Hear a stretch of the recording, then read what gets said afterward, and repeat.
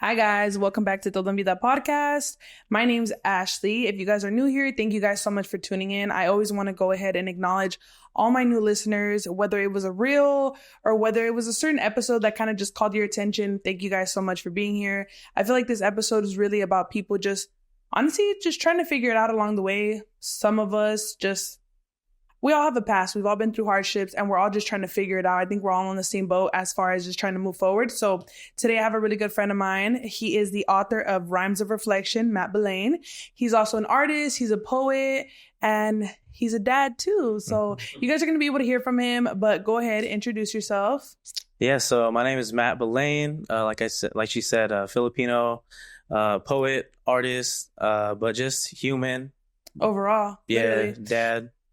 Today I decided I wanted to have him on this episode. I haven't had any male guests on my my platform just because, like I've always said, I feel like God puts it in my path for the right person or the right subject or just the right episode to happen when it needs to happen. So I've known Matt actually since sixth grade, sixth or seventh grade, around there. So I've known him for quite some time now.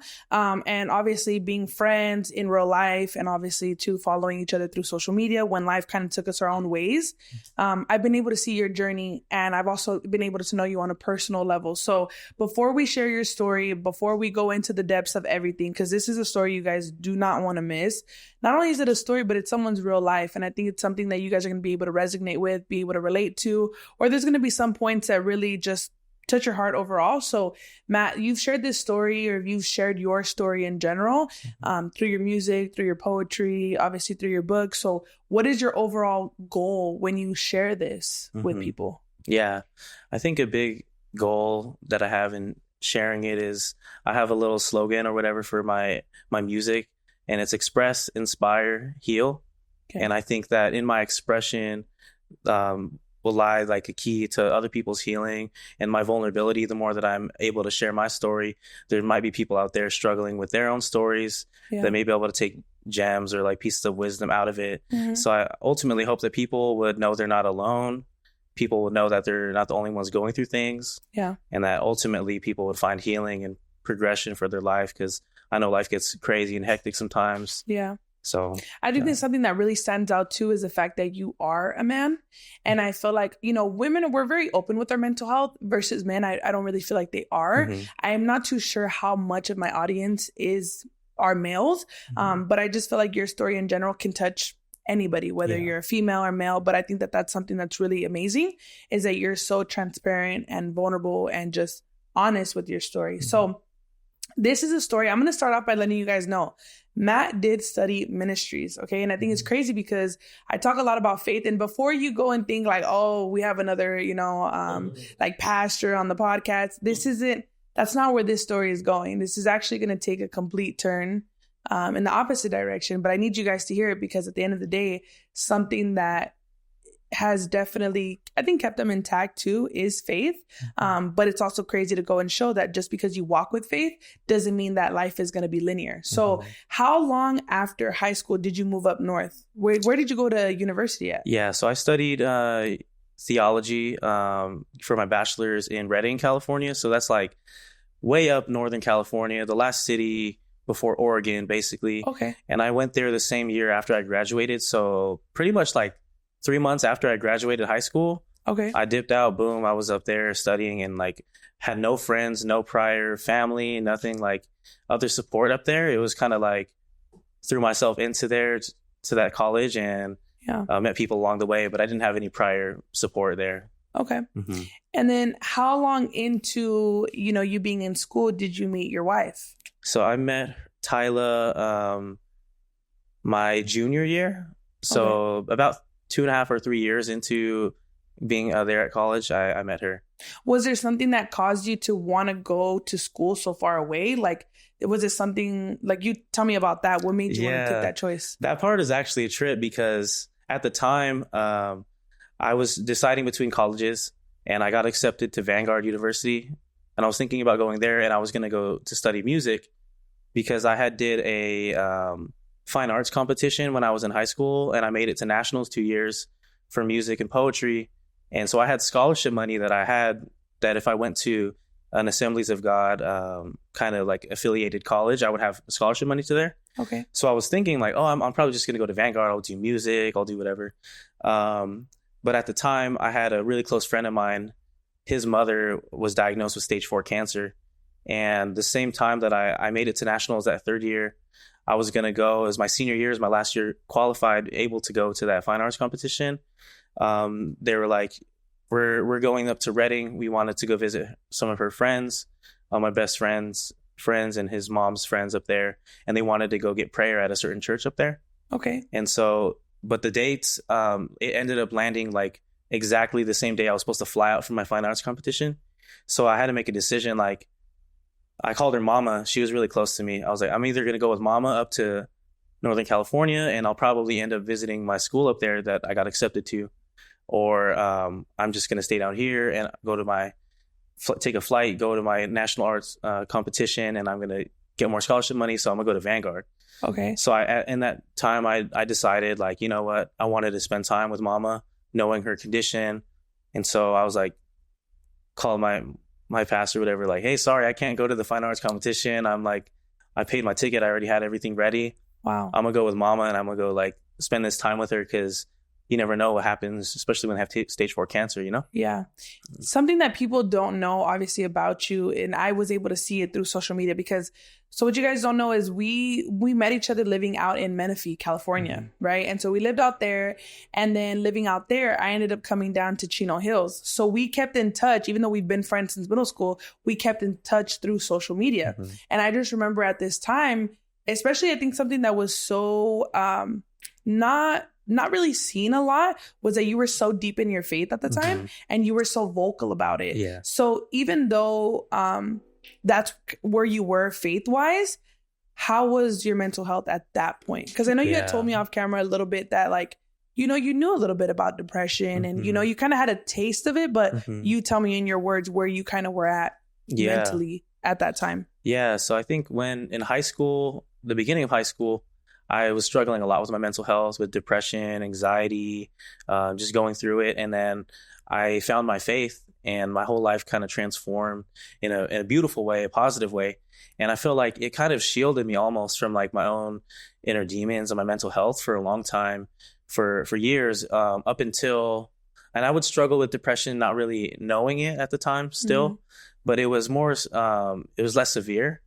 But it kind of picked up, and I had a really deep, dark turn in my mental health my sophomore year, or after my freshman year of college. Okay. That's when it really like took a dip, and it was kind of hard holding those two things in tension, where it was like faith kind of got me out of my dark place before, but now this is the first time I'm encountering this dark place with my faith.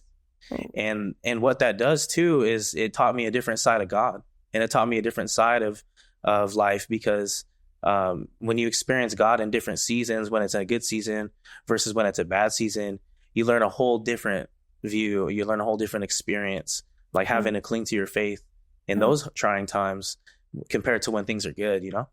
I think a lot of people tend to come to him and give him praise more when things are going good. Yeah. And when things are looking more dark for them, they kind of question where he's at, not really realizing too that whenever those times are happening, he's always redirecting you, or he's preparing you for a greater blessing, or he's just strengthening your faith as well, because you have to cling to it a little bit more. But I think people grow that resentment towards like, okay, well, I'm clinging on to my faith. Why isn't everything being perfect for me? Why isn't everything just sunshines and rainbows for me? So that's what that looked like. Now, tell me about when you met your wife, because you already had a little bit of taste of where your mental health was at. You know, you kind of started to become more aware. You were intact with your faith. You were trying to cling on to it. And then you meet your wife, and then tell us from there. Yeah. So I met her, I believe it was either the end of 2017 or the beginning of like 2018. And at that time, I felt like I was just like doing so well. Like I had put myself on like a year-long journey of like, before then I got out of a relationship, and I was like, I'm not going to date anyone for a whole year.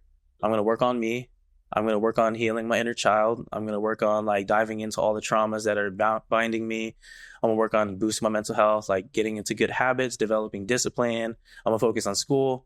So I took like a whole year of like, I was just grinding and like making sure that I was doing the best I could to pull out my fullest potential. Mm-hmm. And so I met her at a really high place, and my mental health was really well. And in that journey, being together, things were actually really well still until the time that kind of things changed. Yeah. Mm-hmm. And then you guys ended up, how long into the relationship did you guys have Layla? So, man, let me get the times right. I think she was pregnant after like 2 years of us being together, I believe. Okay. Yeah, because that would be 2020. Yeah, in the midst of COVID, everything, pandemic, that's when Layla was born. Oh, got it. Okay. April 2020. So it was 2 years after we were together. Wow. Mm-hmm. Okay. And so tell us how that kind of came together, because you were in a really good place. Mm-hmm. And tell me how even you being faith-based, you being on such a disciplined path and being at pretty much like your highest, you were vibrating so high and you were so intact. Tell me about how that kind of came together. And, you can share as much as you'd like about Tyla's story, because you are her partner. Yeah. And you were on the other end of a lot of things. So this I feel like something that also comes hand in hand with grief is that we experience grief and we tend to not talk about like the hardships that we encountered with the person that we lost, out of respect for them, of course, not being here, and trying to be, is the word empathetic, like towards that person, that I just want to make sure I'm using the correct word, because this is such a sensitive subject, but I want you to be able to explain it from your perspective in hopes that other people can just find inspiration through it and also see life from a different lens. So you can go ahead. Yeah. So when me and Tyla met, we were dating for a while. I finished college, and our plans at that point were to, she was pregnant at the time. After I finished college, probably a few months after she got pregnant. And then we were planning to have Layla, and then figure out jobs and move back down to SoCal to be with my family. She had family up there in Redding, but we both felt like it was going to be the best decision for us to start our family and move back down. And in the midst of that, 2021, after Layla had been almost a year old, my wife actually died in her struggle with her own mental health, her PTSD, her bipolar. She ended up taking her own life, unfortunately. And after that, it left me trying to pick up the pieces and learn how to be a dad. But it was kind of unexpected because, after we were together and we got engaged and things were like super good, we got married, things were happy, and then boom, COVID hit. And so we were dealing with a lot of things from my family. My grandpa being sick, he passed away from COVID. My pops was in the hospital. And so we were dealing with that already. She was born in the midst of that, right in the middle of the pandemic. So we had our own unique challenges with her birth story too, just being in the hospital and not really having other support. It was just me and her. Layla was born. But upon her being born, I found out that, she had struggles with like addiction, and she was having struggles with alcoholism and substance abuse. And that kind of took a turn for a whole reality, our whole relationship. And it was me, I was grieving at that time, like the person almost that I thought she was to me, finding out that she had been struggling with it for a while, and struggling with it, with Layla, going through that. I was grieving the person she was, and her perception of like this perfect image that I had of her. And then after a year after that, after Layla was born, with her passing away, and me trying to pick up the pieces, I was grieving her existence like completely. Of her being gone, not being able to be with us, not being able to be here for Layla, as she grows up, experience her graduation, when she gets married one day, like all the little things that you never really think about in the moment. Like, and you never stop grieving it either. I always tell people, I think that the funeral is almost like the easiest part, because it's coming to acceptance and giving that like almost like that last goodbye. But then you still encounter grief when like the first year mark goes by super fast. It goes by super fast because you're still in shock that you can't even believe that they're gone. And then the second year hits, and then it starts to sit in more like, oh my gosh, they're actually gone. And then birthdays happen, and then holidays happen, and all the events that they're supposed to be there for, they're no longer there for. And I think that that's when grief hits the hardest. Yeah. But my next question for you is, at what point did you start to see her mental health decline?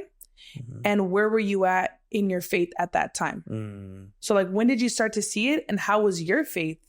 How were you centered in your faith at that time? Like, were you strong? Was it kind of like hot and cold? Yeah. How was it for you? Yeah, it's interesting that when I was in college, I was studying biblical studies and theology, and then I graduate from college with that degree.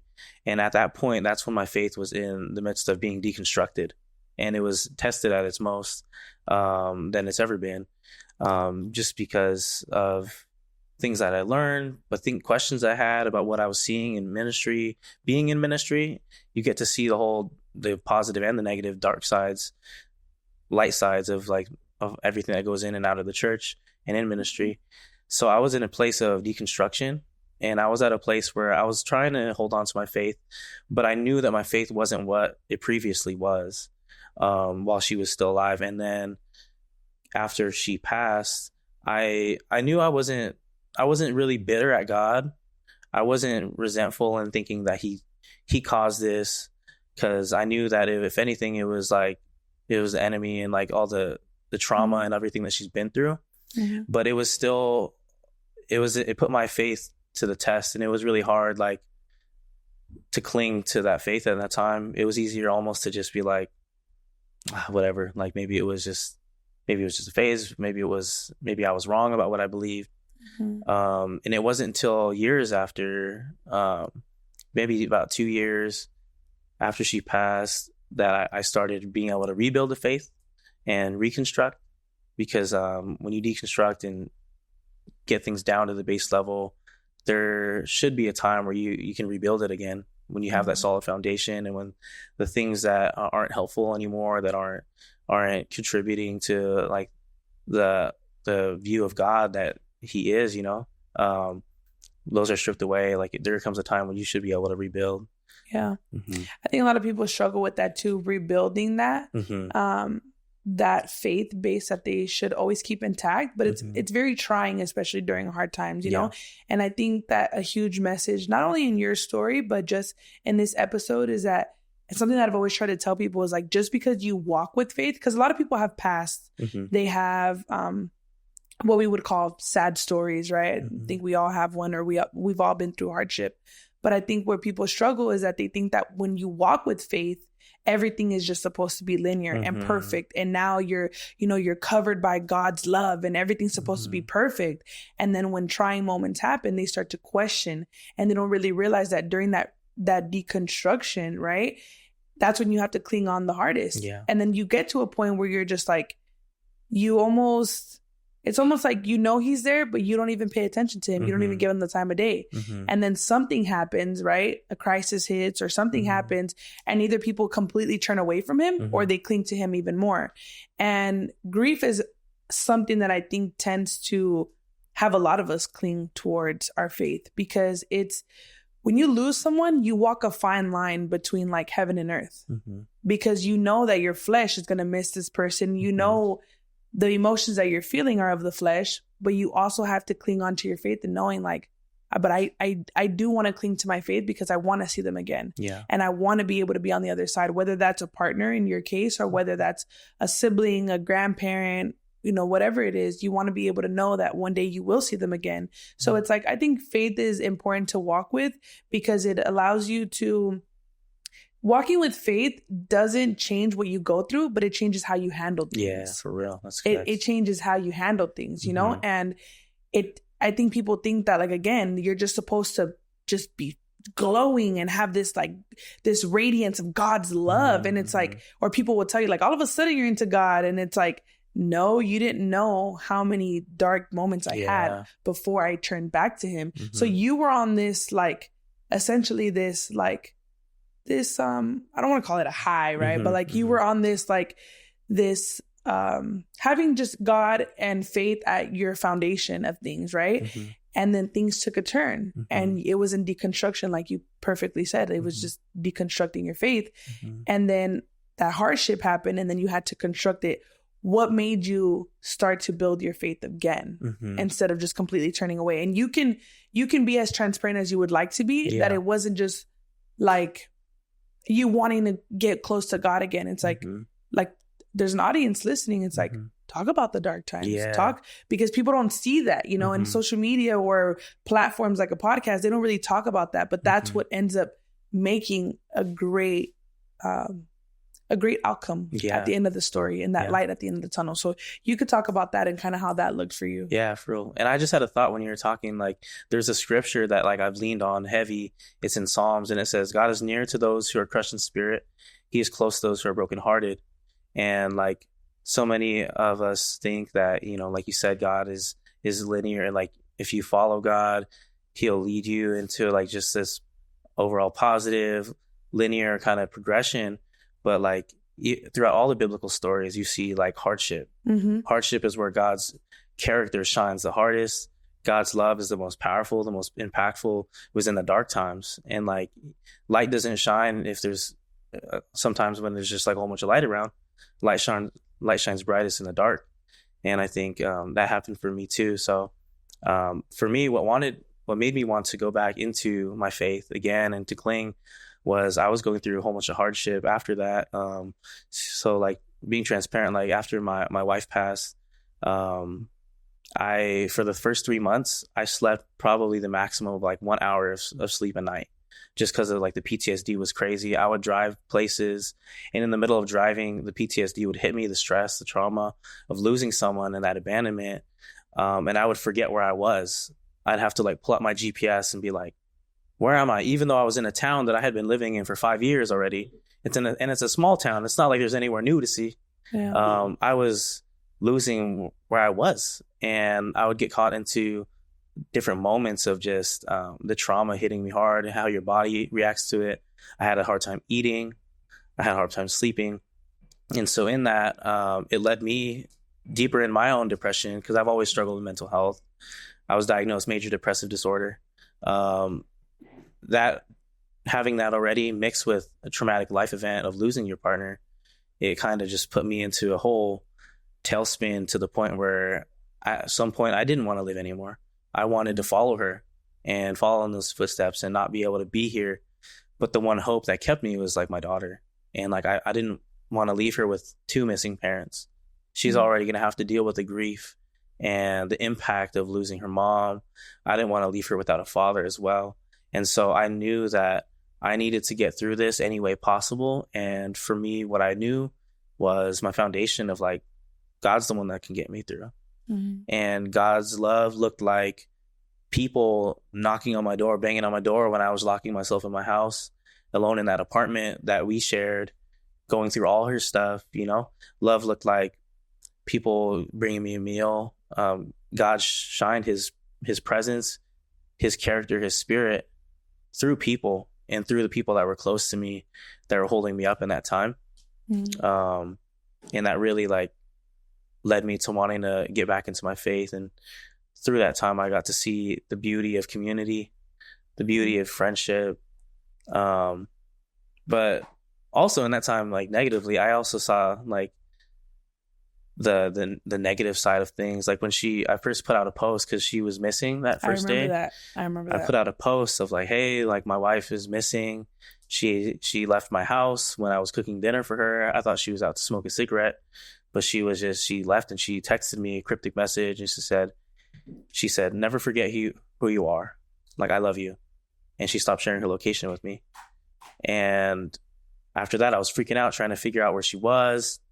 I put it on Facebook, and that night there was like floods and floods of comments of people that I didn't know her, but they're like, check his backyard. Like, men are always doing this to women, like accusing me of like murdering her. Like, oh, he's probably hiding her body this place.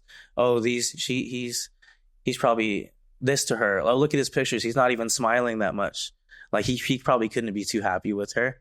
And like the darkest side of social media came out, where everyone is accusing me of hurting her. When I'm a man grieving my wife, I'm in panic. I'm driving around everywhere, to the casino, through the mountains, trying to find where she was. And all the while they didn't know that I'm a human being struggling with this grief, yet they're accusing me and like attacking me in the comments, you know?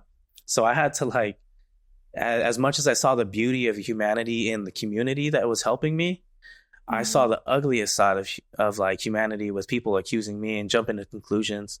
Like everyone was trying to be like a crime scene investigator or just like a true crime like documentary trying to come up with some dirt on me and stuff. It was crazy. And like real life question, you being so deep in your faith, right? And literally you went to school for it. Is it just to address it in the right way? Is it theology? Is it biblical studies? Like what is, how can I address it properly? But point is like you studied ministry, like you studied about God and you're so deep in your faith, right? And then you come to have a partner who you tried pouring so much into, tried helping with their mental health.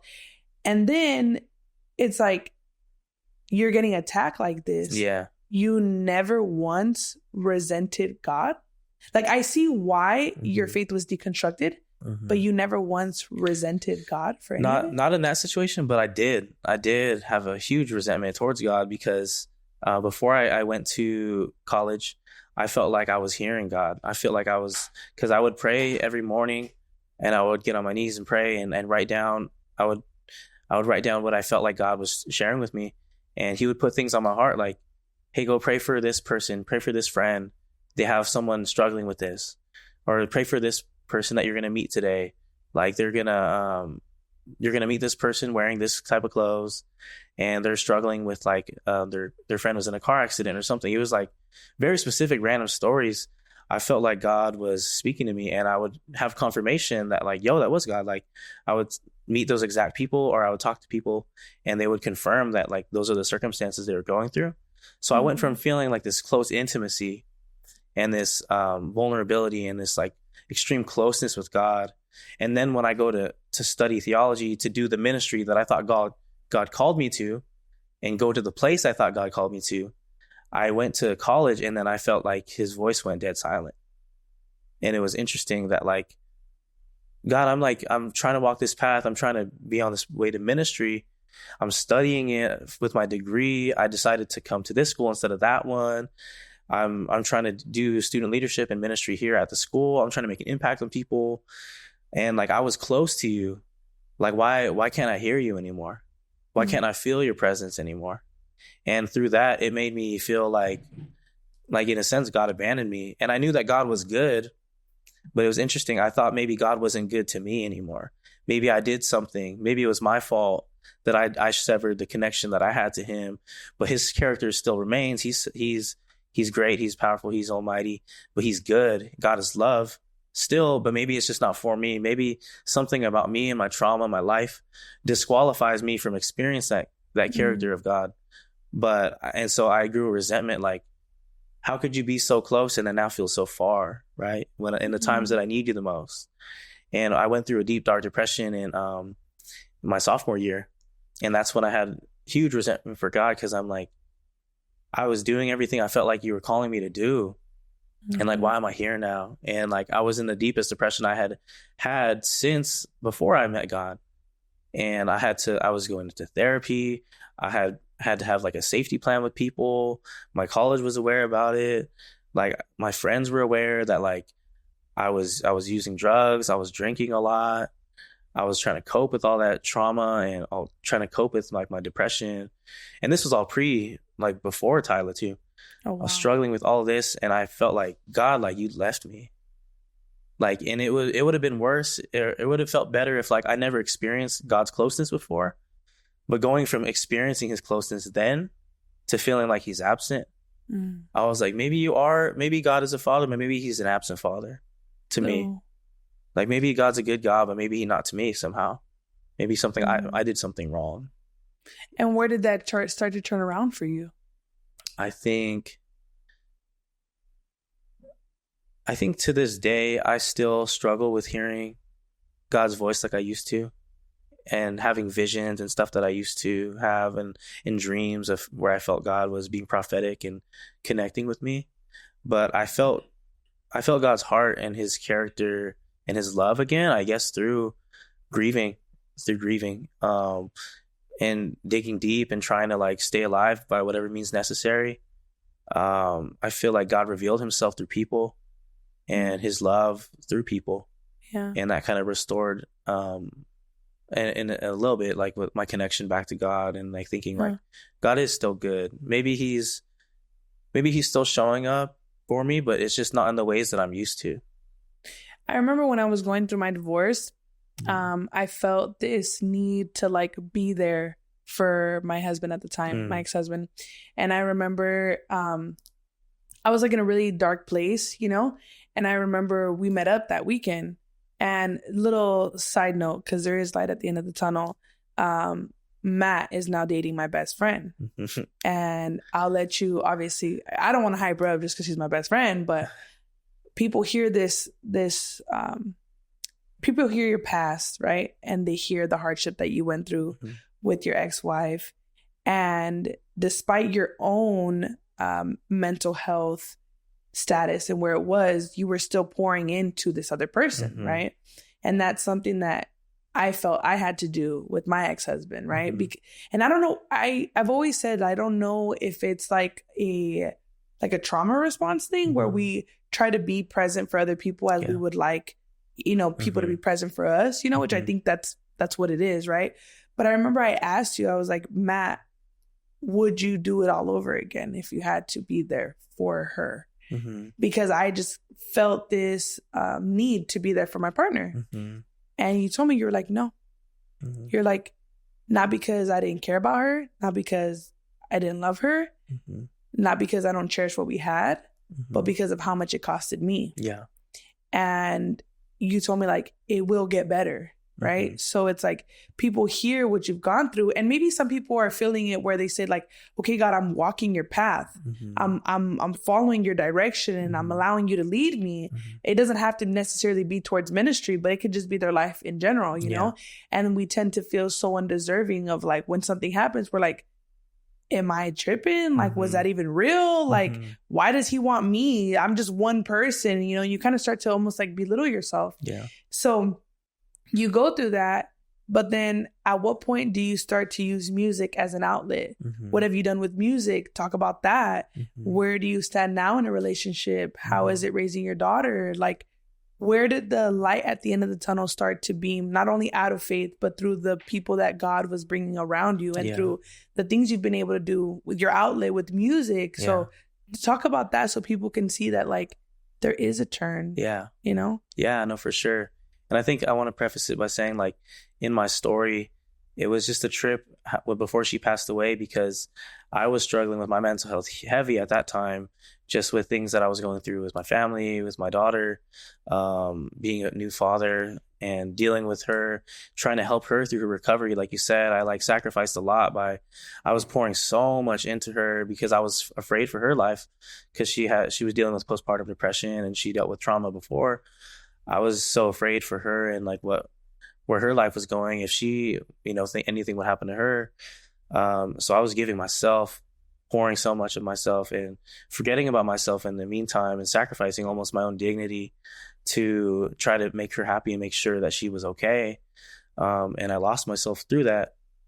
So then when she passed away at that time, things were like looking really, really good for us too. And it was so unexpected, because like I went to therapy that morning. And I told my therapist, hey, I feel like this is the healthiest mine and my wife's marriage has been in a long time. Like, this is probably the healthiest we've been since we've been married. And I think things are looking up for her. She's recovering. She found God, and she had a deep relationship with God. She was recovering off of alcoholism. She was recovering off of substance. And it was like a high point. And at that moment, that's the moment that she decided to take her life. And through that, like I said, I wasn't sleeping. All I was doing in those late nights, I would take out my phone, I would find beats on the internet, and I would write. And I would write poetry, I would write music, just because like when you're in such a place of like survival mode like that, when you're in deep trauma and deep grief, like you tend to cling to the things that are safest to you. And the outlets that are the most helpful for you and that feel the most familiar. And so instantly that was like music for me. And through that, I was writing and compiling. I wrote so much stuff and just venting off my heart because like I had so many emotions. I had so many thoughts. I was just writing just to write, just to keep my head clear, to keep myself sane because I was going insane. I ended up writing a lot, and I looked back at it months later. I was going to record a song, and I went into my notepad, and I was like, "What is this song?" And I showed my homie, and I was like, "Hey, I wrote this like randomly at 3 a.m. at one of these nights, and it perfectly expresses like the anger stage of grief." I was like, I didn't even know I had this song, and I recorded it. Recorded another song and realized I literally have like every stage of grief encapsulated and expressed perfectly in a song for each stage. So after she passed, and after I compiled all those things, I dropped an album last year titled Grief with a semicolon for the I to stand for suicide prevention, suicide awareness. And I made a whole project out of it describing in real time when I was going through it, like each stage of grief to the last phase that I found was finding meaning. And music like helped me so much in finding catharsis and expressing myself, getting all those emotions off my chest, all the thoughts out of my head. Music, I think God used music to save me, really, and my arts to help other people too. And I know that people have been struggling. People always struggle with depression, and people struggle with suicidal tendencies and, going through a lot of things. And people have told me that my music has been able to help them. And for me to have someone be able to look at my pain and my painful part of my stories and be able to find solace, to find healing, to find growth and find light, that makes all of this like journey worth it. And it encourages me to continue to talk about it. And encourages me as well to just connect with people and to do music and to do poetry, because I know that that's like an outlet that God can use to touch people. Yeah. Mm-hmm. Everyone has a different outlet for sure, mm-hmm. as long as they cling on to something. But what would you tell people that are at that point of the deconstruction in their faith? Mm-hmm. What would you tell them to inspire them to move forward? Mm-hmm. Yeah. If I would encourage them to find like-minded people, or maybe people that have been through like deconstruction, and like you never know what kind of things your friends are going through in their faith, but I would say like community is really important, to be able to find community to like bounce these questions off of, be like, hey man, like I know it sounds like maybe it doesn't sound like what we've been raised in church about like or what we've been taught, but like this is kind of what I've been feeling about theology, or what I've been feeling about God. This is kind of what I've been going through. And another piece of advice I would say is just know that you're not bad for like your faith deconstructing. Like I know when you strip off different layers of your faith and like the nice put together version that you've had, mm-hmm. You'll grieve that too. Like you'll grieve what you thought your faith was and what you felt God was. But I want to encourage you that God's there too. Like God's in that uncomfortable space. God's in your doubts. God's with you in your questioning. And like, if you're deconstructing, might as well do it with God, like he's not going to be offended that your beliefs are changing. He won't be offended that your mind and your thoughts are going into a different direction than they originally were.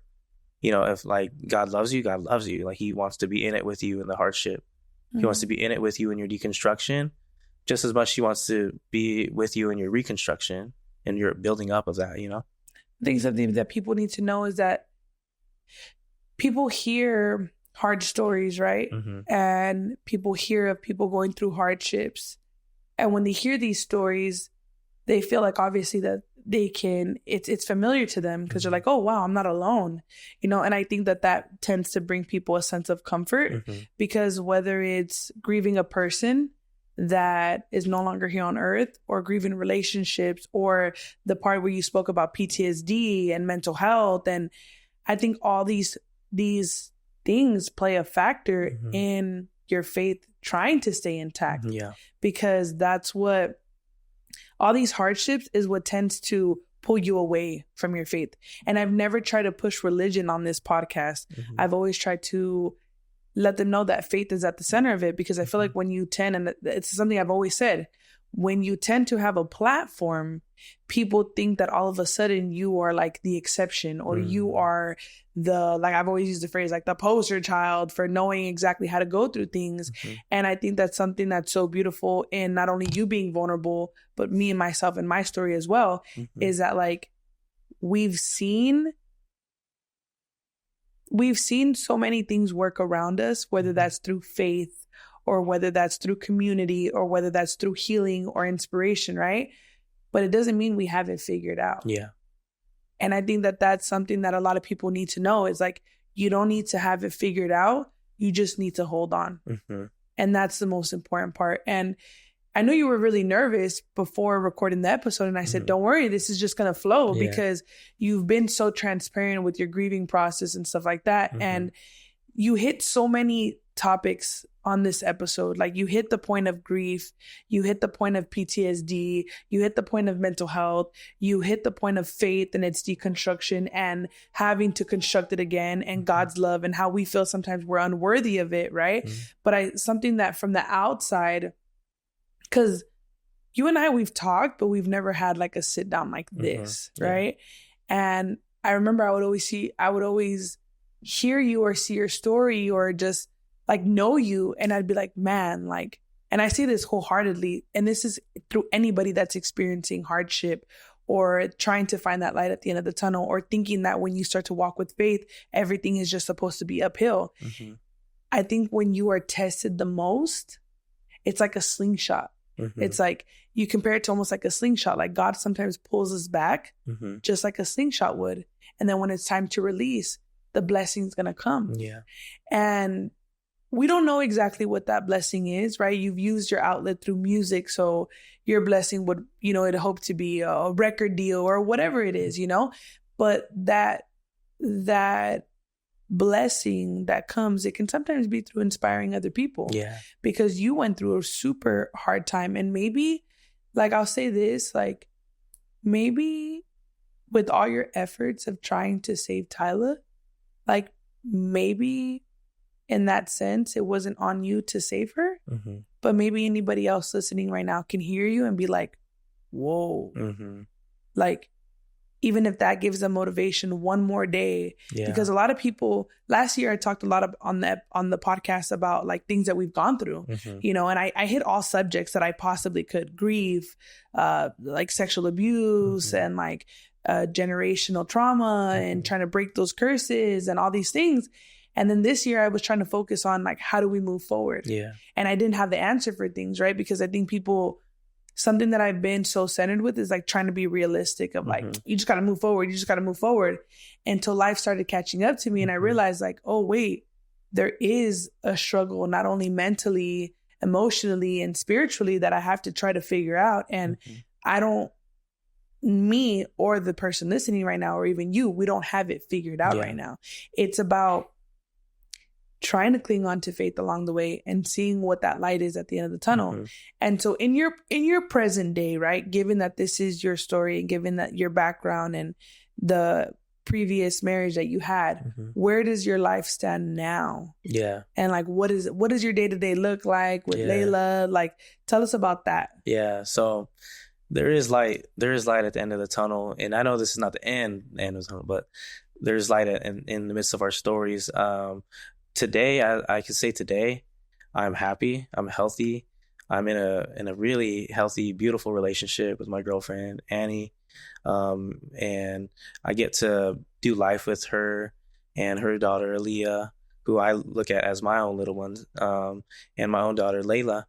I have a job that I'm able to work that works with me and my schedule and allows me to be present with Layla still, and be a present father to her. I have been working through a lot of grief. I'm in my creativity, and finding a lot of just like good memories and happiness after that time. And like, when you're in the midst of it, you never think that it's going to end, right? Like, it never feels like it'll stop. But looking back at it now, like, man, like things do get better. And like, even though grief is an everyday process, grief isn't linear. Grief takes you 10 steps forward, 2 steps back, 1,000 steps back, 2 steps forward.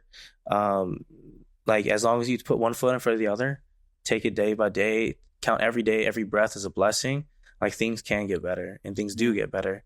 And I'm in a place where like I'm able to think about and talk about this story and not be like blasted with PTSD and flashbacks. Because before I would even try to talk about it, and it would be like, boom, like my head would just go spinning. Like I would be brought back to when I saw her body, or I brought back to the darkest moments of like when I first lost her, the feeling I felt, like the drop in my stomach when I felt my gut drop, and when I heard the police tell me that she wasn't alive anymore.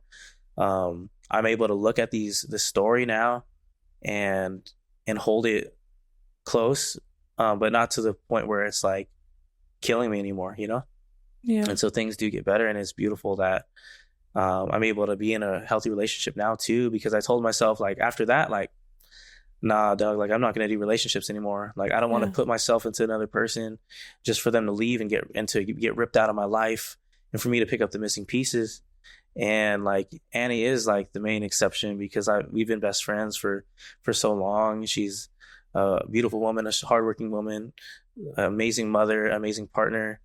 And I'm honored to like be with her, and I'm thankful for her. She's a big blessing to me, that like she gave me hope that I could be with someone and have a relationship again. Because before that, I was like, I'm done. Like I can't survive another heartbreak, right? And right now I'm in a place where my heart feels strong and healthy, and my mind feels clear. And even though I still struggle, you know, I still struggle with depression, I still struggle with my grief on the day-to-day, but it's at a place where my heart has grown big enough to handle it. My love and my support has grown big enough to handle the depths of grief that encounter me every day, and the hardships that come my way, like with parenting, being a father, you know, trying to provide at the same time being present with her, raising my daughter. Like, and I think all the I don't know the exact word, but all the things that come with having to be a man too, right? Like you're supposed to be strong. You're supposed to be the man. You're supposed to be the provider. You're supposed to know. You're supposed to be the leader. All this responsibility that comes with being a man, right?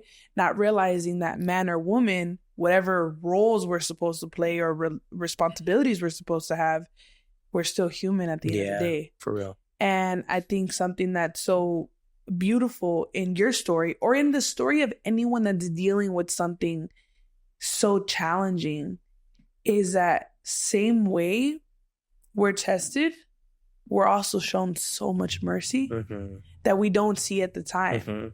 We don't see at the time. And so now asking you, like, do you think holding on was worth it, given where your life is at now?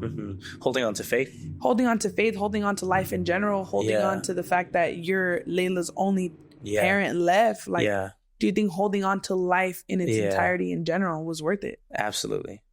And despite like any hardship and the depths of like the deep, dark places I've had to go through, as deep and dark as those places have been, I've also seen like highs of like beautiful mountaintops, views of like life where things are beautiful. And like that is like what makes life beautiful.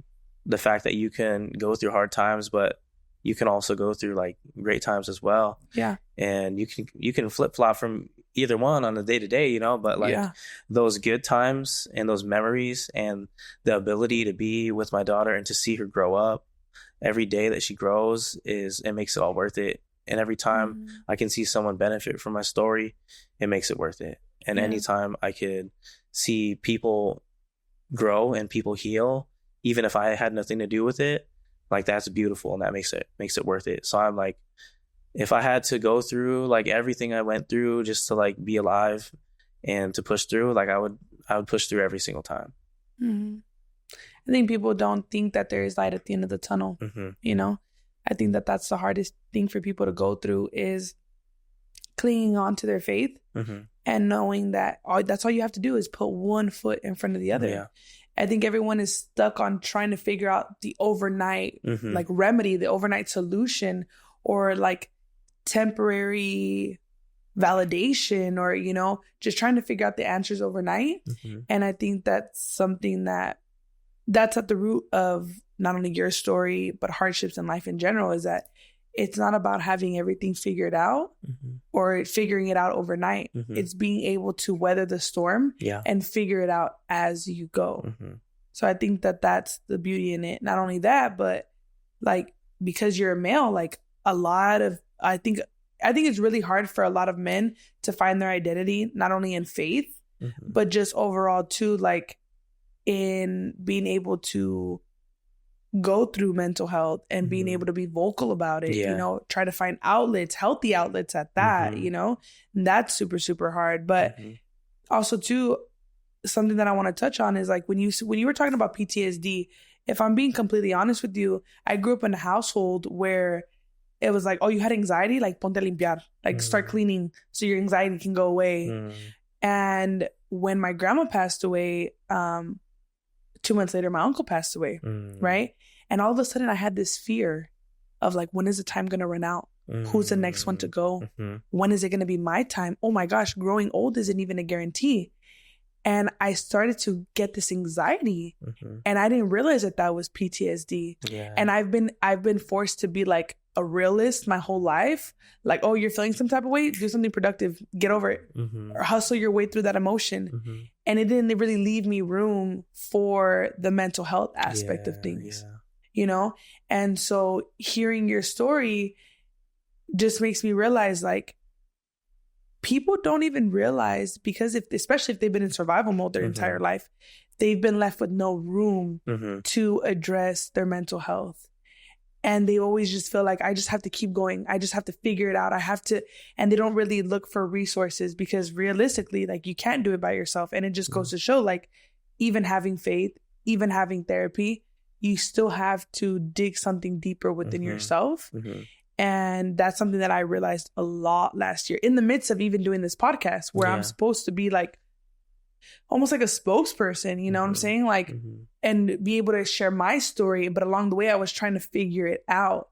And obviously everybody's story looks different, right? But even like last year, in the midst of me trying to figure everything out, my business got really slow. I wasn't able to record as much.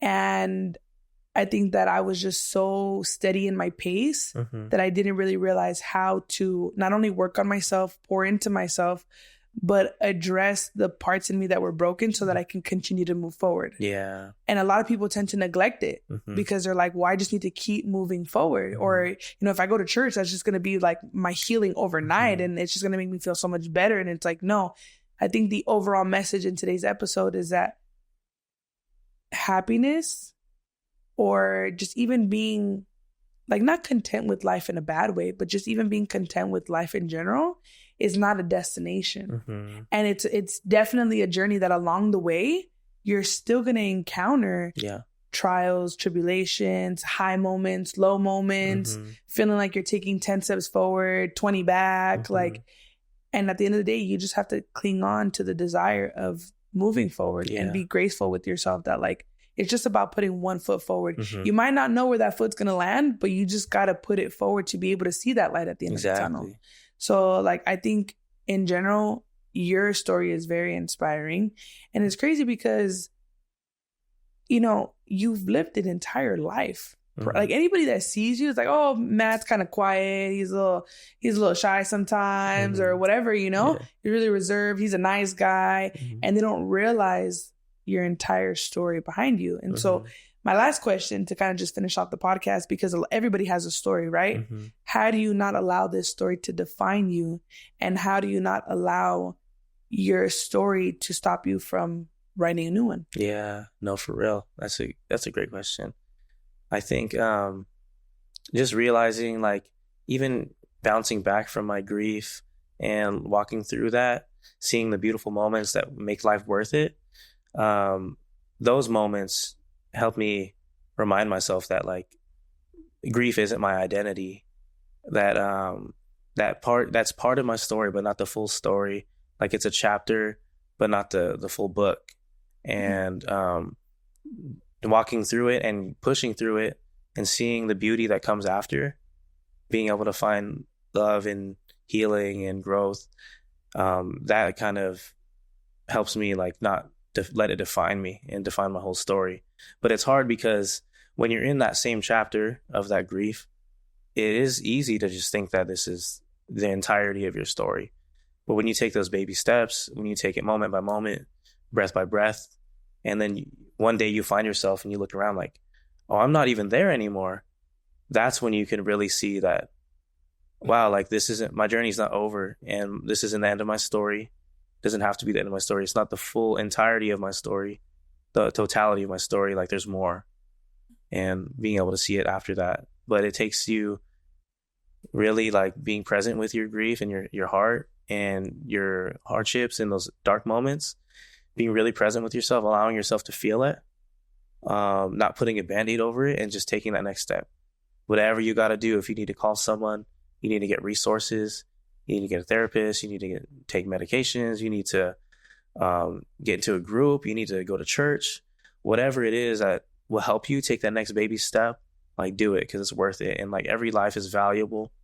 Every life is worth pushing through to that next chapter, because it could be beautiful, and it will be beautiful later.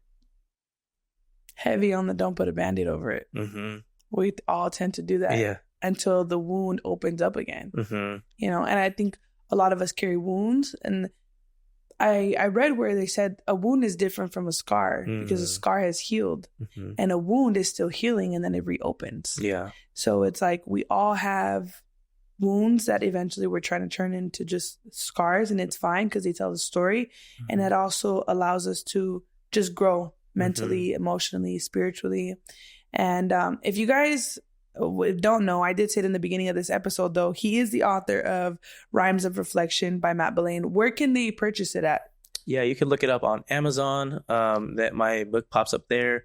You can get access to my music on Spotify, Apple Music, on Matt Balane, MattBalane. You can find it on my website as well, like mattbalane.com. Okay. Should have access to my merch and my book, and my music on there too. I'm so proud of you, Matt. Thank you. You were so nervous to come on today, and you did so good. Thank you. It's an honor to be here. Like, yes. I appreciate you having me, and like, it's just dope to be able to have a conversation with you, because we've been friends for a long time, and to have a sit down. So thank you so much for you putting this on, and like, I'm honored to be here, and I'm very thankful. Don't even worry about it. Don't even worry about it. Honestly, thank you. Thank you so much. Like, it's crazy. Even during this conversation, I learned so much more about you. And just the depths of the strength that you hold today. And I know a lot of people are going to be able to hear this, and you're going to inspire a lot of people, and a lot of people are going to want to persevere, and maybe their story isn't identical to yours, but they're going to be able to take the pieces of this episode and really carry it with them and see where it resonates with them overall. But thank you so much for being on today's episode. If you guys haven't already, make sure you guys follow Todo en Vida podcast, whether that's on Spotify, Apple Music, YouTube. Follow it on Instagram as well. My name is Ashley Estrada. You guys can either find me on my personal page at Ashley Scarlett or my business page, Self Care by Ash LLC. Before we peace out, Matt, let them know where to find you at. I know you said some of your resources as far as like your platforms. I'm sorry, your website. Tell them your Instagram, stuff like that. Yeah, you can find me on my Instagram at Matt Balane _. That's MattBalane_. Find my music online as well, Matt Balane. All the streaming platforms that you have. Yeah. Thank you guys so much for tuning in. Make sure you guys give him a follow. I feel like he has not gotten the recognition that he truly deserves. But even the whole purpose of this episode is as long as it touches one heart. I guess we did enough right there, right? Yeah. So thank you guys so much for tuning in. We will see you guys on the next episode. Bye.